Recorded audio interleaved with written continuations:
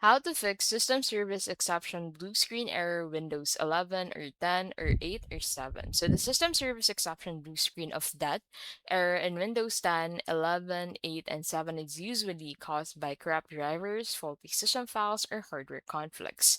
So the first thing you can do is to update or install your drivers. So go ahead and click on Winx on your keyboard and then select Device Manager from here.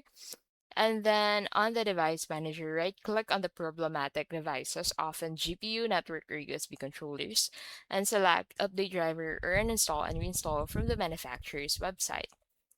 Now, another thing you can do is to run system file checker. So open the command prompt on your PC. So go ahead and search for CMD in here, and then go ahead and open command prompt.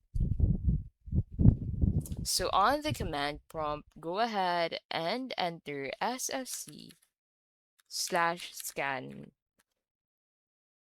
now and hit on enter.